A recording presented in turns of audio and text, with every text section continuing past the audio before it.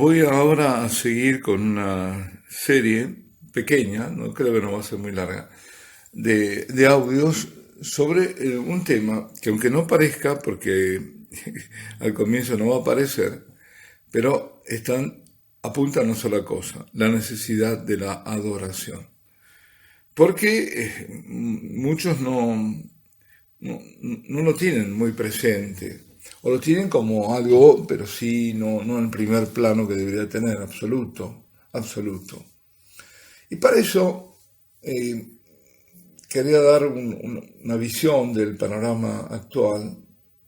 El mundo está mal, sí, sí, esto no es ninguna novedad que lo diga, pero muchos tienen una sensación como difusa de que las cosas no están bien, sin ahondar, sin darse cuenta, porque estamos viviendo, respirando, como decía el padre Castellani, ¿no? Lo decía hace mucho tiempo, lo decía por los años 60, creo, que respiramos una atmósfera de modernismo, ¿no? Como lo queramos llamar, ahora progresismo, neomarxismo, incluso posmodernismo, todo esto junto es una atmósfera extraña, un aire viciado totalmente, donde está el humo de Satanás, evidentemente, en todo esto. Entonces es cierto que el mundo estuvo mal, siempre se puede decir también, ¿no? Pero ahora estamos ante una emergencia única. ¿Por qué? Estamos ante una emergencia única porque el ser hombre, la dignidad que trajo el cristianismo a la humanidad, se está derrumbando. Y se está derrumbando en la medida en que está desapareciendo el cristianismo. A ver, no se trata de estadísticas, se trata de realidades. Una persona puede estar apuntada como católico, pero pensar, qué sé yo, como un pagano, creer en la reencarnación, estar en todas estas cosas. El verdadero cristiano es aquel que sigue realmente a Cristo. Entonces esto está desapareciendo. Y cuando desaparece Cristo, que nos trae la dignidad, y que es la verdadera imagen del Padre, y que es hombre verdadero, ahí está el modelo de la humanidad, de la nueva humanidad de Jesucristo, el nuevo Adán, como lo dice San Pablo. Entonces el hombre mismo declina, desaparece. Y lo tenemos ante nuestras narices. Por ejemplo, toda la ideología de género en la que se niega la evidencia de la naturaleza, donde el sexo y las diferentes perversiones son nada más que cuestión de elección, y esa elección encima hay que respetarla bajo la socapa de tolerancia con el pecado, tolerancia con el mal, tolerancia con la perversión, intolerancia con la ley de Dios, por supuesto. Y eso está siendo legislado, apoyado, promovido por los estados. La función del Estado, ¿cuál es? Salvaguardar, ¿no?, al individuo, bueno, pues no, todo lo contrario. Es el enemigo número uno. Y esto, por supuesto, siguiendo una agenda global, porque eso lo hemos replicado en todas partes. Y más aún, guay de quien se oponga, porque le caerá todo el peso coactivo de la justicia de los hombres, irá a la cárcel por intolerante, por homófobo, amén de arruinarlo económicamente, ¿no? Es decir, una persecución con toda la regla, y cada vez van a apretar más, eso seguro. Es decir, el mundo vive como si Dios no existiera. A Dios se lo ignora. Esto la mayoría. Luego están los ateos exaltados, ¿no? Pero son los menos. Pero peligrosas, por ejemplo, las feministas de Femen, que queman iglesias. Lo hemos visto. Hemos visto lo que pasó en Argentina, en varios lugares de Argentina, y esos jóvenes valientes defendiendo las iglesias, poniendo el pecho, nosotros haciéndole de todo, bueno, tirándole orina, escupiéndolos, de todo, incluso hiriéndolos, ¿no? Esto es lo que tenemos, ¿no? El hombre no se preocupa de la otra vida, tampoco se habla de ella. ¿Quién habla de salvación? ¿Quién habla de la vida eterna? No le interesa, no interesa ni a unos ni a otros, no le interesa a la gente común. Uno si llega a predicar eso, empiezan a mirar el reloj, bostezan, otros se retiran directamente. Porque no creen que haya otra vida, ni siquiera lo piensan, y por eso cuando se ve la cercanía de una muerte, es decir, de alguien próximo, o se ve la propia muerte, con enfermedad grave, lo que sea, viene el tremendo desasosiego, viene la desesperación, viene el pánico. Y luego, cuando llegó la muerte, se la despacha prontamente y a otra cosa. Antes, yo qué sé, los velatorios, para dar un ejemplo, ¿no? Eran toda la noche, ahora los tanatorios cierran, y entonces a las 9, que yo a las 10, y ya está. Y después rápido y a cremar y a otra cosa. Estoy diciendo lo que está pasando en la sociedad, no estoy apuntando el dedo a nadie, ¿no? Sino que vivimos en eso, habrá razones ahora para cremar que antes no, porque la sobrepoblación, por ejemplo México, ¿no? Sobrepoblado, entonces necesitan. Pero todo esto, en algunos casos, arrastra a no pensar. Vivir el hoy, pero no el vivir el hoy de Dios, que lo que dice el Señor, que cada día tiene su pena, que nos ocupemos del reino de su justicia hoy, que el resto vendrá por añadidura. Ese es el abandono perfecto que nos pide el Señor. El otro es el carpe diem de los romanos, es decir, viví el hoy, disfruta hoy, bueno, mientras que podés, y después chao, se acabó.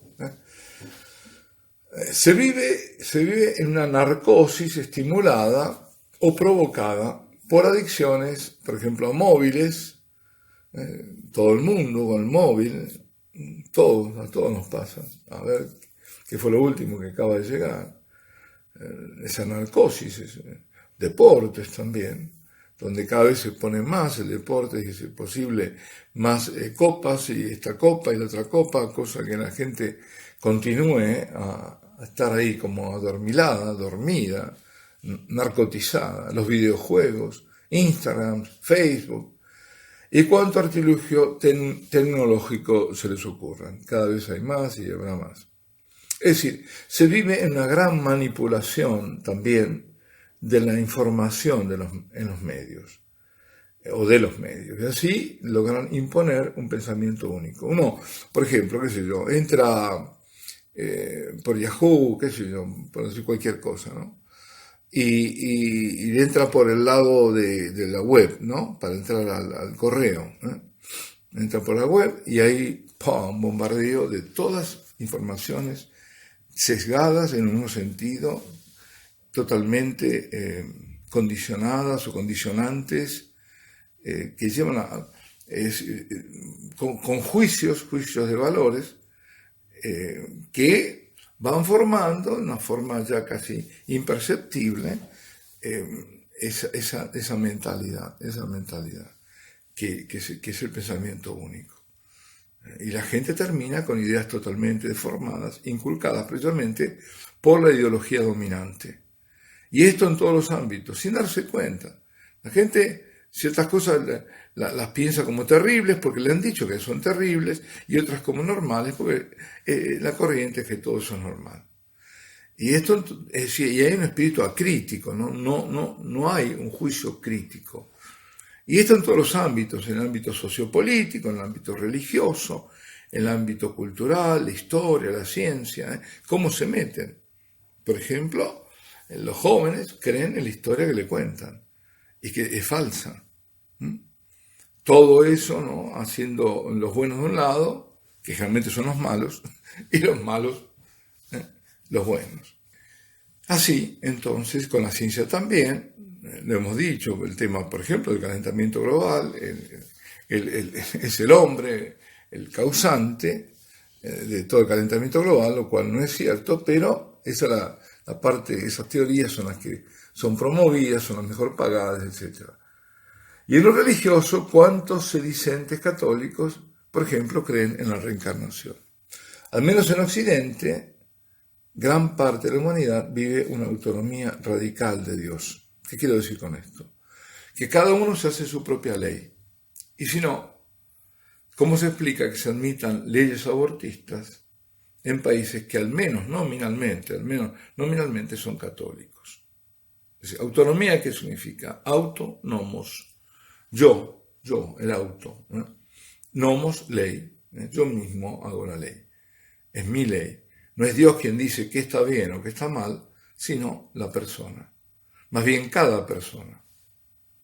Nuevamente entramos en el pecado adámico. Eva y Adán comen del fruto del árbol de la ciencia, es decir, del conocimiento del bien y del mal.